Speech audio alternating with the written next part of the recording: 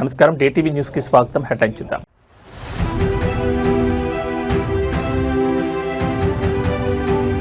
వెలిగొండ నిర్వాసితులకు అండగా ప్రజాప్రభుత్వం.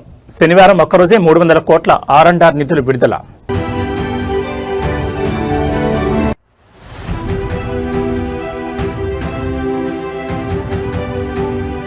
ఆంధ్రప్రదేశ్లో డిజిటల్ హెల్త్ విప్లవం. గిద్దలూరులో సంజీవిని పథకాన్ని ప్రారంభించిన సీఎం చంద్రబాబు.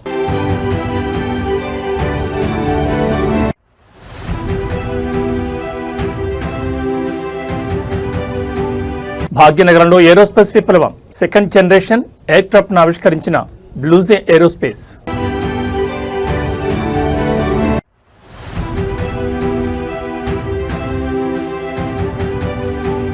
రాత్రికి రాత్రే రంగులు మార్పు.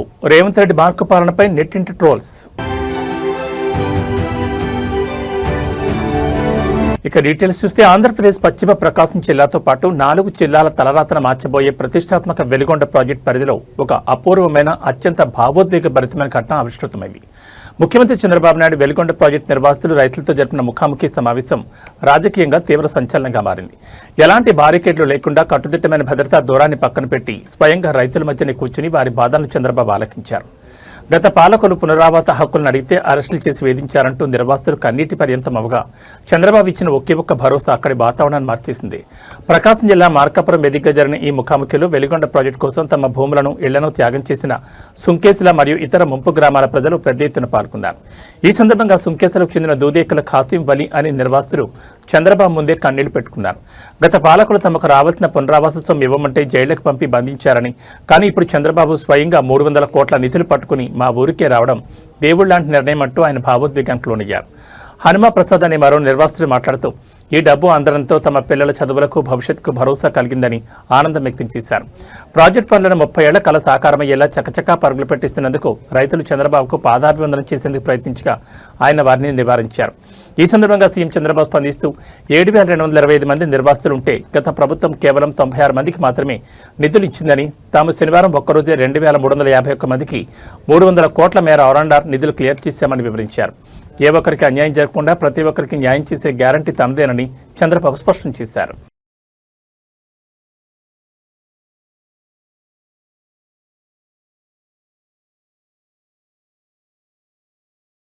ఆంధ్రప్రదేశ్ గ్రామీణ ప్రాంతాల ప్రజలకు నాణ్యమైన ఉచిత కార్పొరేట్ వైద్య సేవలను ఇంటి ముంగడికి అందించే లక్ష్యంతో కూటమి ప్రభుత్వం మరో భారీ మైలురాయిని అధిగమించింది. ప్రకాశం జిల్లా గిద్దలూరు నియోజకవర్గంలో చంద్రబాబు నాయుడు ఇవాళ సుడిగాలి పర్యటన చేశారు. కిష్టంశెట్టిపల్లి గ్రామంలోని ప్రాథమిక ఆరోగ్య కేంద్రాన్ని స్వయంగా సందర్శించిన ముఖ్యమంత్రి అక్కడ రాష్ట్ర వ్యాప్త గ్రామీణ ఆరోగ్య సంరక్షణ పథకం సంజీవిని కార్యక్రమాన్ని అధికారికంగా ప్రారంభించారు. PHCలో అందుతున్న సేవల నాణ్యతను, మందుల లభ్యతను స్వయంగా తనిఖీ చేసిన చంద్రబాబు రోగులు, స్థానిక ప్రజలతో మాట్లాడారు. ప్రకాశం జిల్లా పశ్చిమ ప్రాంతమైన గిద్దలూరు పరిధిలో వైద్య సదుపాయాలను మరింత ఆధునీకరించే క్రమంలో భాగంగా కిష్టంశెట్టిపల్లి PHC వేదికగా ఈ కార్యక్రమం రూపుదిద్దుకుంది. ముఖ్యమంత్రి చంద్రబాబు నాయుడు సదరు ఆరోగ్య కేంద్రంలో ఏర్పాటు చేసిన అత్యాధునిక ల్యాబ్లు, వార్డులను కలిదిరిగారు. సంజీవిని పథకం ద్వారా ఏపీలోని ప్రతి గ్రామీణ PHC పరిధిలో రోగులకు ఉచితంగా అధునాతన నిర్ధారణ పరీక్షలు, టెలిమెడిసిన్ కన్సల్టేషన్లు మరియు నిరంతరాయంగా ప్రాణాధార మందులు పంపిణీ చేరనుంది.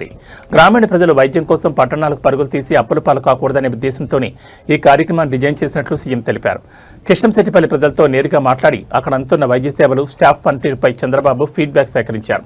వైద్య రంగంలో డిజిటల్ టెక్నాలజీని అనుసంధానిస్తూ సంజీవిని ద్వారా ప్రతి ఒక్కరి హెల్త్ ప్రొఫైల్ను ట్రాక్ చేయనున్నట్లు అధికారులు ఈ సందర్భంగా వెల్లడించారు.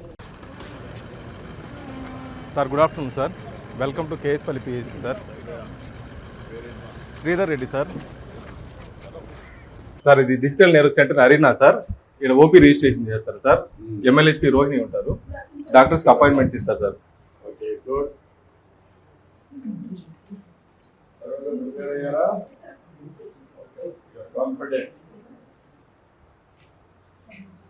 స్టాఫ్ నర్స్ ఉంటారు సార్. వైటల్స్ రికార్డ్ చేస్తారు సార్.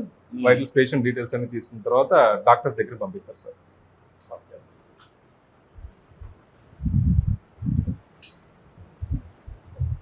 సార్, ఇది మెడికల్ ఆఫీసర్ రూమ్ సార్. ఇది సార్ ఇక్కడ pharmacist sir.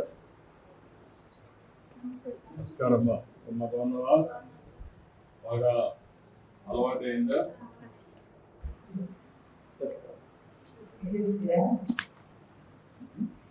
Lab technician sir. KJ గారు ల్యాబ్ టెక్నీషియన్ సార్. అంతా ప్రాపర్గా చేయగలుగుతున్నామా?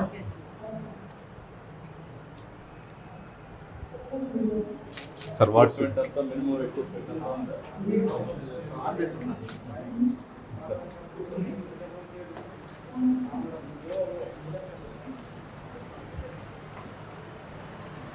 సార్ జనరల్ వార్డు ఇక్కడ పేషెంట్స్ ఉంచుతారు సార్. ఎన్ని 6 బెడ్స్ ఉన్నాయి సార్. మేల్స్ ఫీమేల్స్ ఇద్దరు ఉంటారు సార్. దీని బాత్రూమ్స్ ఎన్ని ఉన్నాయా? రూమ్ ఉన్నాయి సార్. ఇది క్లీనింగ్ అవన్నీ ఎవరు చూస్తున్నారు? శానిటేషన్ వర్కర్ ఈ ఉన్నారు ఏరియా సార్. అంతా కాదు, వర్కర్స్కి ఇచ్చారు ఇక్కడ లోకల్ వర్కర్స్ కాదు సార్, మా పిఎస్సి స్టాఫే చేస్తున్నారు ఈ స్టాఫే. కంటింజెంట్ వర్కర్ చేస్తారు.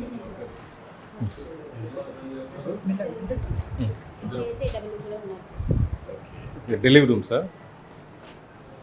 లాస్ట్ మంత్ 4 డెలివరీస్ అయినాయి సార్. ఈ మంత్ ఒక డెలివరీ అయింది సార్. మన పిఎస్సి కూడా సంవత్సరానికి ఎన్ని అవుతున్నాయి? సంవత్సరానికి 15 to 20 అవుతున్నాయి సార్ లాస్ట్ ఇయర్. ఈ ఏరియాలో ఈ హాస్పిటల్ ఏరియాలో ఎన్ని డెలివరీస్ అవుతున్నాయి? వీళ్ళు బయట పోతున్నారు కదా? అవును సార్. ఎన్ని బయట పోతున్నారు, ఎన్ని మీరు క్యాటరింగ్ చేయగలుగుతున్నారు? మ్యాక్సిమం మన ఏరియా హాస్పిటల్ దగ్గర ఉంది సార్, 5 కిలోమీటర్లు. అందుకని ఏరియా హాస్పిటల్కి వెళ్తున్నాయి సార్. మ్యాక్సిమం 5 కిలోమీటర్స్ 5 ఏది గిద్దలు? గిద్దలు నుంచి area hospital sir. Adults and girls 5 girls ఉన్నారు సార్. అనీమియాకి పెట్టుకున్నారు సార్. గ్రూప్ కౌన్సిలింగ్ ఉంది. ఇంకోటి అన్కంట్రోల్ షుగర్ ఒక పేషెంట్ సొడ్డా వెంకటరత్నం కూడా ఎండోక్రైనస్ కన్సల్టేషన్ ఉంది సార్. ఈ పిఎస్సి కూడా ఏ గ్రేడ్ వచ్చింది సార్. లాస్ట్ మంత్ డిస్ట్రిక్ట్లో 2nd ర్యాంక్ ఉంది సార్. స్టేట్లో 23 ర్యాంక్.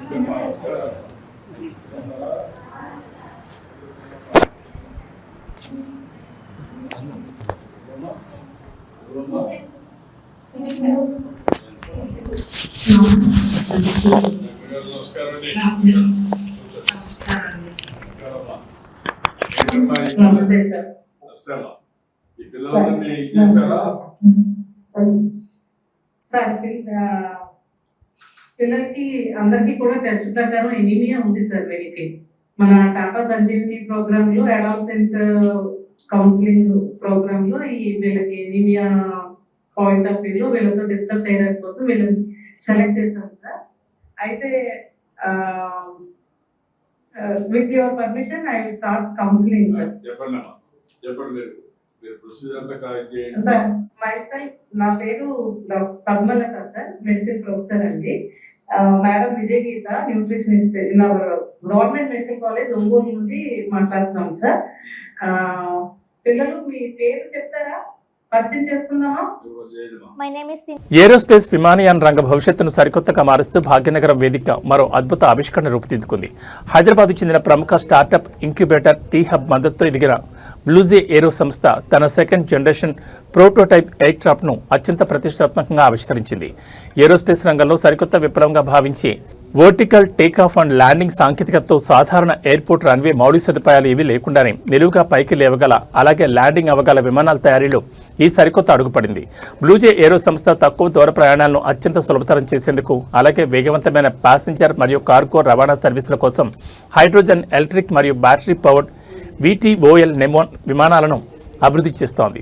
దీనివల్ల సాంప్రదాయ రన్వేలతో పని లేకుండా పట్టణ మరియు గ్రామీణ ప్రాంతాల మధ్య విమాన రవాణా వేగవంతం కానుంది. పూర్తిగా హైదరాబాద్లోనే తయారైన ఈ ఏరోస్పేస్ వెంచర్ వెనుక టీ-హబ్ యొక్క అద్భుతమైన మద్దతు, మెంటర్షిప్, గ్లోబల్ మార్కెట్ యాక్సెస్ మరియు ఆవిష్కరణలు ఈకోసిస్టమ్ దాగి ఉన్నాయి. ఒక సాధారణ ఐడియాగా ప్రారంభమైన బ్లూజే ఏరో ఈరోజు అంతర్జాతీయ స్థాయి ఏరోస్పేస్ సంస్థగా ఎదగడం పట్ల స్టార్టప్ వర్గాల్లో హర్షం వ్యక్తమవుతోంది. గతంలో 2022లో జరిగిన టీ-హబ్ ఫౌండేషన్ డే సందర్భంగా ఈ సంస్థకు మోస్ట్ ప్రామిసింగ్ ఇన్నోవేషన్ అవార్డు కూడా లభించింది. ఆనాడు అందుకున్న గుర్తింపుతో మొదలైన ప్రయాణం నేడు ఏరోస్పేస్ రంగాన్ని రీడిఫైన్ చేసే స్థాయికి చేరింది. ఏరోస్పేస్ రంగంలో సరికొత్త శిఖరాలను అధిరోహిస్తూ విదేశీ టెక్నాలజీకి దీటుగా సరికొత్త రికార్డులు సృష్టిస్తున్న బ్లూజే ఏరో బృందానికి ప్రత్యేక అభినందనలు తెలుపుతున్నారు.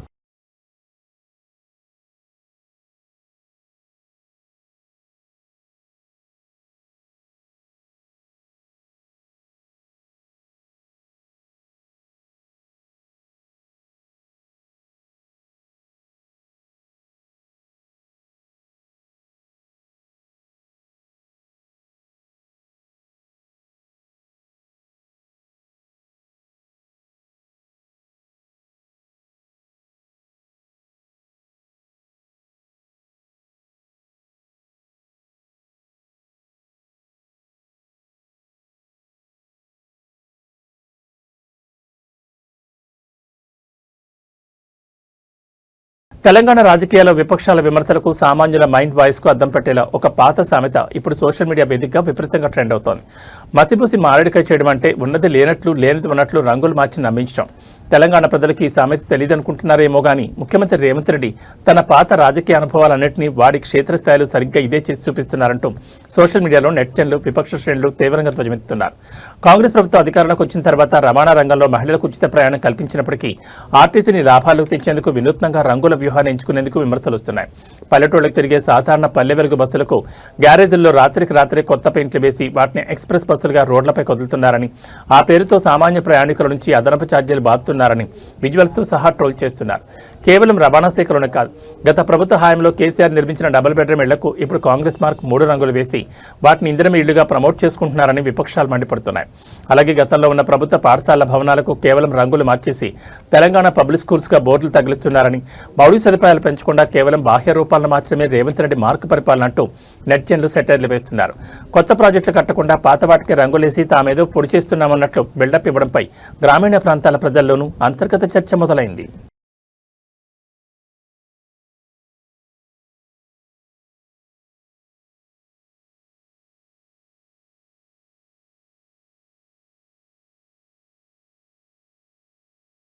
కలియుగ వైకుంఠం తిరుమలగిరిలో ఆధ్యాత్మిక వైభవంతో పాటు భక్తుల సౌకర్యార్థం ఒక అద్భుతమైన భారీ విరాళం నమోదైంది.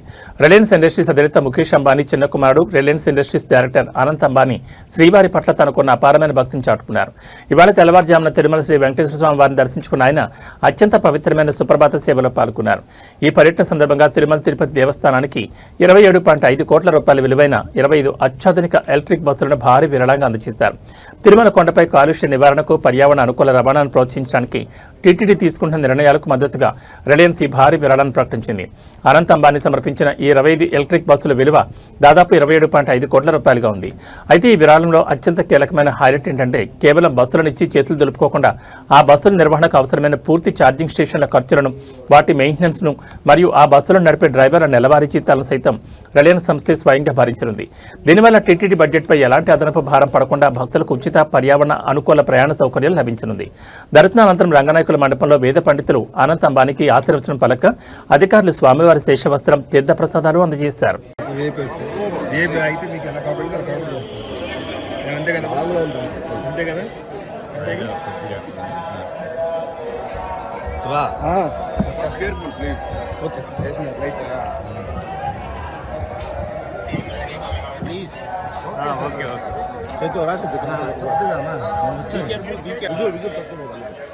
आराम से ले लीजिए सर।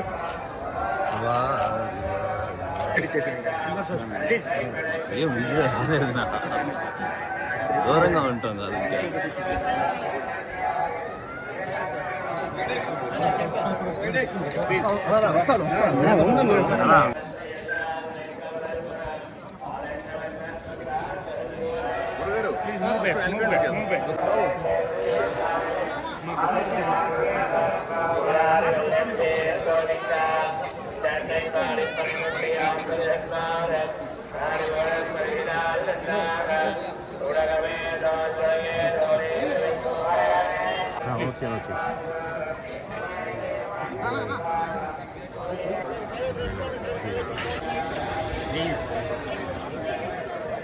चलिए बहुत बहुत धन्यवाद। తమిళనాడు రాజకీయ ఉనికిపై సరికొత్త అధ్యాయాన్ని లిఖించి ముఖ్యమంత్రిగా పాలనలో తనదైన ముద్ర వేస్తున్న సీఎం విజయ్ ప్రజారోగ్య పరిరక్షణ ధ్యేయంగా మరో కీలక అడుగు వేశారు. తమిళనాడును సంపూర్ణ పోలియో రహిత రాష్ట్రంగా నిలబెట్టే దిశగా ఆయన సరికొత్త ముందడుగు వేశారు. రాష్ట్ర వ్యాప్తంగా ఇవాళ అత్యంత ప్రతిష్టాత్మకంగా ప్రారంభమైన పల్స్ పోలియో డ్రైవ్లో ముఖ్యమంత్రి విజయ్ స్వయంగా పాల్గొన్నారు. చిన్నారి పిల్లలకు ఆయన తన చేతుల మీదుగా పోలియో చుక్కలు వేసి ఈ కార్యక్రమాన్ని అధికారికంగా ప్రారంభించారు. ఆరోగ్యవంతమైన సమాజ నిర్మాణంలో ప్రతి ఒక్కరూ భాగస్వాములు కావాలంటూ ఆయన పిలుపునిచ్చారు. తమిళనాడు వ్యాప్తంగా 5 ఏళ్లలోపు చిన్నారులందరికీ పోలియో వ్యాక్సిన్ అందించేలా వైద్య ఆరోగ్య శాఖ ఈ మెగా డ్రైవ్ డిజైన్ చేసింది. చెన్నైలో జరిగిన అధికారిక కేంద్రంలో ముఖ్యమంత్రి విజయ్ ఈ డ్రైవ్ను ప్రారంభించారు. వైద్యులు, ఆశా వర్కర్లతో మాట్లాడి క్షేత్రస్థాయి ఏర్పాట్లను సమీక్షించారు. ఈ సందర్భంగా సీఎం విజయ్ మాట్లాడుతూ భావి భారత పౌరులైన చిన్నారుల ఆరోగ్యాన్ని కాపాడుకోవాల్సిన బాధ్యత ప్రతి తల్లిదండ్రులపై మరియు సమాజంపై ఉందన్నారు. ఒకరు కూడా మిగలకుండా 5 ఏళ్లలోపు పిల్లలందరికీ పోలియో చుక్కలు వేయించారని కోరారు.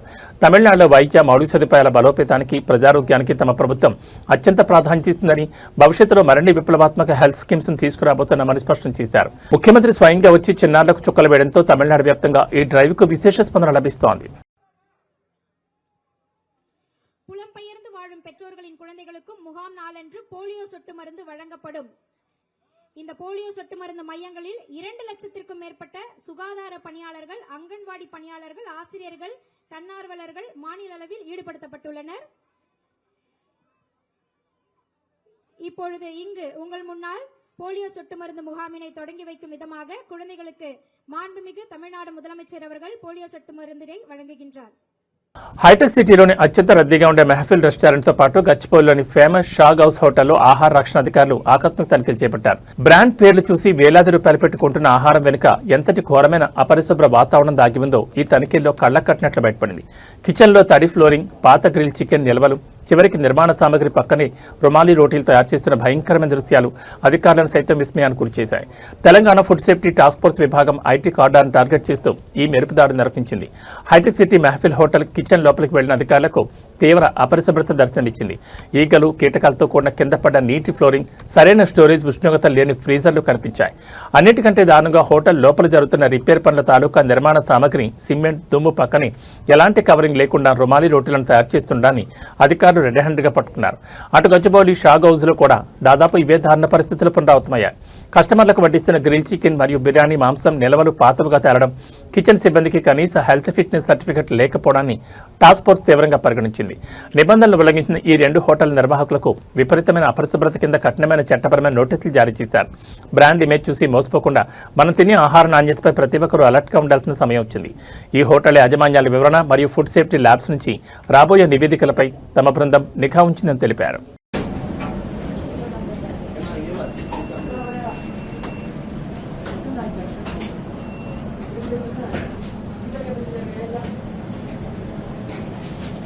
इधर ऐसे ही रख सकते हैं क्या?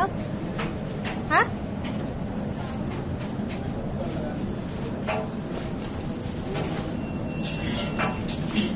आपने आप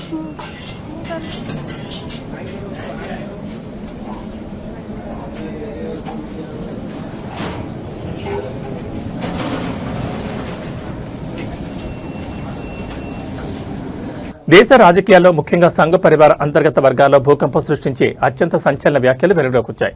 రాష్ట్రీయ స్వయం సేవక్ సంఘ్ ఆర్ఎస్ఎస్లో ఒకప్పుడు ఉన్నటువంటి నిబద్ధత గల మంచివాళ్లు ఇప్పుడు తగ్గిపోయారని, సంస్థలో మంచివాళ్లకు తీవ్ర కొరత ఏర్పడిందంటూ మధ్యప్రదేశ్ సీనియర్ కేబినెట్ మంత్రి, బీజేపీ కీలక నేత కైలాస్ విజయ్ వర్గీయ సంచలన వ్యాఖ్యలు చేశారు. భోపాల్లో జరిగిన ఒక అధికారిక సభ వేదికగా ఆయన మాట్లాడిన మాటలు ఇప్పుడు సోషల్ మీడియాలో దామానంలా వ్యాపిస్తున్నాయి. పనిచేసే మంచివాళ్లు ఉండేవారని, కానీ ఇప్పుడు అలాంటి వారి సంఖ్య క్షీణించిందని పేర్కొన్నారు. ముఖ్యంగా బ్యూరోక్రసీలోని అధికారాన్ని టార్గెట్ చేస్తూ ఇప్పుడు ఉన్నతాధికారులందరూ రాత్రికి రాత్రి సంఘ్ సపోర్టర్లుగా మారిపోయారని మండిపడ్డారు. తాము కూడా చిన్నప్పుడు ఆర్ఎస్ఎస్ నిక్కర్లు వేసుకున్నామని, తమ నాన్న సంఘ్ ప్రెసిడెంట్ అని చెప్పుకుంటూ పదవులు, లబ్ధి పొందడమే లక్ష్యంగా కొందరు అవకాశవాదులు సంస్థలకు దూరిపోయారని ఎండగట్టారు. బీజేపీ పవర్లోకి రాకముందు సంఘ్కు దూరంగా ఉన్నవారే ఇప్పుడు తమ స్వార్థ ప్రయోజనాల కోసం సంఘ్ పేరును వాడుకుంటున్నారంటూ సొంత పరివారపైనే ఆయన చేసిన ఈ అంతర్గత విమర్శలు దేశవ్యాప్తంగా తీవ్ర చర్చకు దారితీశాయి. దీనిపై నెటిజన్ల నుంచి కూడా భిన్నమైన కౌంటర్లు వ్యక్తమవుతున్నాయి. जो भी अधिकारी आता सर, मैं शाहजहाँपुर में था सर, तो माखन सिंह जी शाखा लगाते थे, वहाँ जाता था। भाई अभी तुम जाते हो, हमारी सरकार में भी उसके पहले तो कोई बताया नहीं तुमने। हर अधिकारी के मन में कुछ न कुछ तो बताता है, रहता है कि मैं अपना कमर दिखाऊंगा, देखो साहब मैंने भी पट्टी, मैंने भी बेल्ट बांधा है, चड्डी पहनी है। हर अधिकारी, हर कर्मचारी ये सोचता है। सरकार आने के बाद सब संघ के होंगे, हर अधिकारी संघ का होगा। मेरे पिताजी शाखा में जाते थे, एक अधिकारी ने तो मेरे से कहा कि मेरे पिताजी शाखा में अध्यक्ष थे। उसको क्या बोलूं, अध्यक्ष तो होते ही थे। ठीक है, अब अपने अपने तरीके से बहुत भीड़ हो गई है। इस भीड़ में अच्छे इंसानों की कमी है। बस अच्छे इंसान थे शादीराम जी, अच्छे इंसान हैं मोदी जी, अच्छे इंसान हैं सदाशिव जी। ऐसे इंसानों की कमी होती जा रही है। संगठन बढ़ रहा है, कहने के लिए विचारधारा भी बढ़ रही है, पर अगर अच्छे इंसान नहीं होंगे तो इस विचारधारा का महत्व क्या है इसके पर हमें चिंतन और मनन करना चाहिए। హైదరాబాద్ ఎల్బీ నగర్ పరిధిలోని ఒక ప్రైవేట్ ఆసుపత్రిలో అర్ధరాత్రి వేళ తీవ్ర కలకలం రేగింది. అత్యవసర చికిత్స కోసం ఆసుపత్రికి వచ్చిన ఓ మహిళ డాక్టర్లు సిబ్బందిపై తీవ్రస్థాయిలో రెచ్చిపోయి భౌతిక దాడి దిగడం నగరంలో సంచలనంగా మారింది. ఎల్బీ నగర్లోని శ్రేష్ఠ ఆరెంజ్ హాస్పిటల్లో లలిత కరీరా అనే మహిళ కడుపు నొప్పి ఉందంటూ అర్ధరాత్రి ఎమర్జెన్సీ వార్డులో చేరింది. అయితే పరీక్షలు చేసిన డాక్టర్లు ఆమెకి ఎలాంటి సమస్య లేదని చెప్పడమే ఆమె ఆగ్రహానికి కారణమైంది. కడుపు నొప్పితో హాస్పిటల్కు వచ్చిన లలిత కరీరా అనే మహిళకు డ్యూటీలో ఉన్న వైద్యులు తక్షణమే ప్రాథమిక చికిత్స అందించారు. అనంతరం పలు రకాల వైద్య పరీక్షలు నిర్వహించిన డాక్టర్లు ఆమెకి ఎలాంటి సీరియస్ అనారోగ్య సమస్యలు లేవని, అంతా నార్మల్గా ఉందని స్పష్టం చేశారు.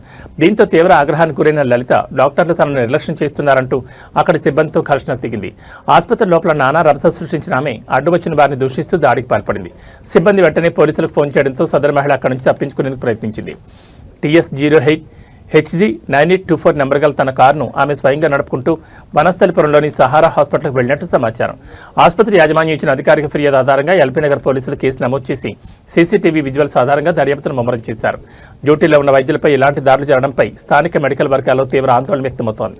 అర్ధరాత్రి వేళ ఆసుపత్రిలో హల్చల్ చేసిన సదరు మహిళ ప్రస్తుతం వనస్థలిపురం సహారా హాస్పిటల్లో ఉన్నట్టు గుర్తించిన పోలీసులు అక్కడికి చేరుకుని తదుపరి విచారణ జరుపుతున్నారు.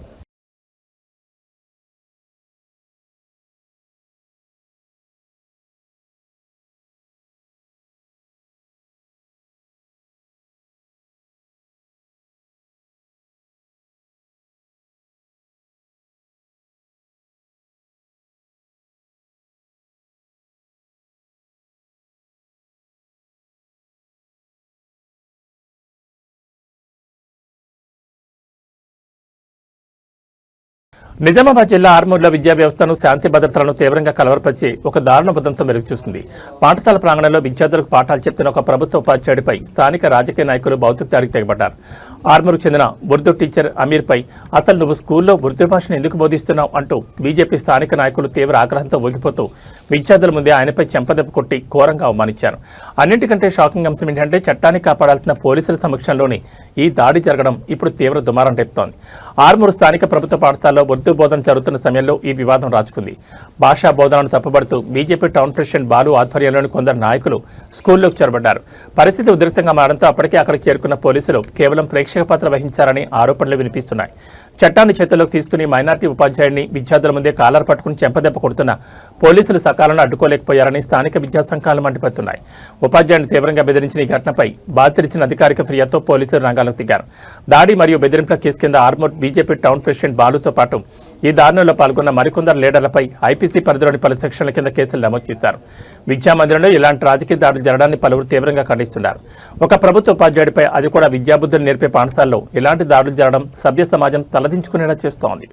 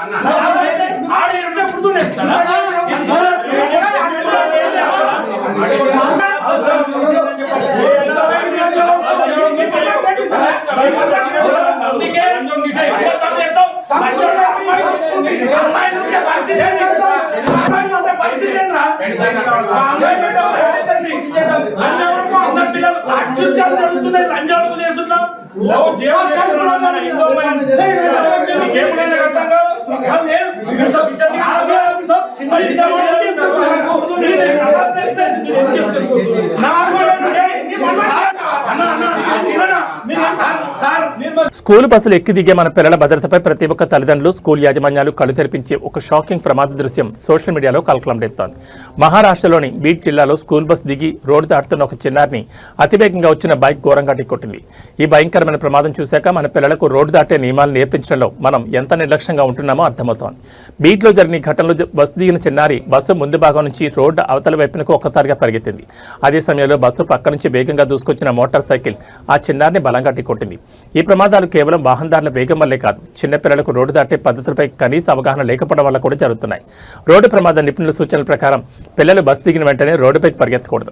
బస్సు పూర్తిగా ముందుకు వెళ్లిపోయి రోడ్డుకి ఇరువైపులా వస్తున్న వాహనాలు స్పష్టంగా కనిపించే వరకు వేచి చూడాలి. ఆ తర్వాతే లెఫ్ట్ రైట్ చూసుకుని రోడ్డు క్రాస్ చేయాలి. అలాగే స్కూల్ సిబ్బంది లేదా బస్సు అటెండెంట్లు పిల్లలు సురక్షితంగా రోడ్డు దాటే వరకు పర్యవేక్షించాల్సి ఉంటుంది. పిల్లలను బస్ పాయింట్ల వద్ద రిసీవ్ చేసుకునేందుకు వచ్చే తల్లిదండ్రులు కూడా రోడ్డుకు అవతల వైపు నిలబడి పిల్లలను పిలవకూడదు. దీనివల్ల పిల్లల ఆవేశంతో రోడ్డుపై పరిగెత్తే ప్రమాదం ఉంది.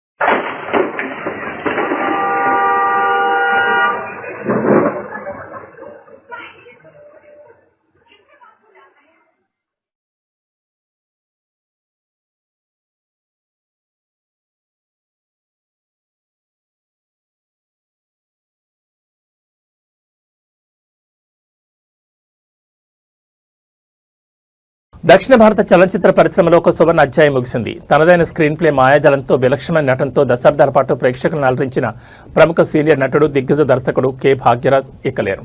ఆయన మరణవార్త యావత్ సినీ ప్రపంచాన్ని తీవ్ర దిగ్భ్రాంతి గురిచేసింది.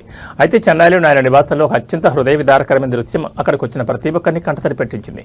తనను ప్రాణంగా చూసుకున్న యజమాని భాగ్యరాజ్ పార్థివ దేహాన్ని చూసి ఆయన పెంపుడు కుక్క తీవ్ర భావోద్వేగానికి లోనైంది. భాగ్యరాజ్ మరణవార్త వెంటనే తమిళ, తెలుగు సినీ రంగానికి చెందిన పలువురు ప్రముఖులు చెన్నైలోని ఆయన నివాసానికి చేరుకుని నివాళులర్పించారు. ఈ క్రమంలో భాగ్యరాజ్ ఎంతో కాలంగా పెంచుకుంటున్న ఆయన పెంపుడు కుక్క భౌతికాయం ఇచ్చిన పేటికి వద్దకు వచ్చి సుదీర్ఘంగా నిలబడిపోయింది. ఆ మోగజీవి తన యజమానికి లేడనే నిజాన్ని నిషేధించుకోలేక పార్థివ దేహాన్ని పదే పదే తన తలతో తాకుతూ మూలుగుతూ చూపిన ప్రేమ అక్కడికి వచ్చిన అభిమానులను, కుటుంబ సభ్యులను వెక్కి వెక్కిడ్చేలా చేసింది. మనుషులు సైతం మర్చిపోయే విశ్వాసాన్ని ఆ మోగజీవి చాటుకుందంటూ సోషల్ మీడియాలో ఈ వార్త వైరల్ అవుతోంది. కాగా సినిమా రంగానికి ఆయన చేసిన అసమాన సేవలకు గుర్తింపుగా తమిళనాడు ప్రభుత్వం ఇవాళ మధ్యాహ్నం 1:30 చెన్నైలో ప్రభుత్వ అధికారిక లాంఛనాలతో భాగ్యరాజ్ అంత్యక్రియలు నిర్వహించేందుకు అన్ని ఏర్పాట్లు పూర్తి చేసింది.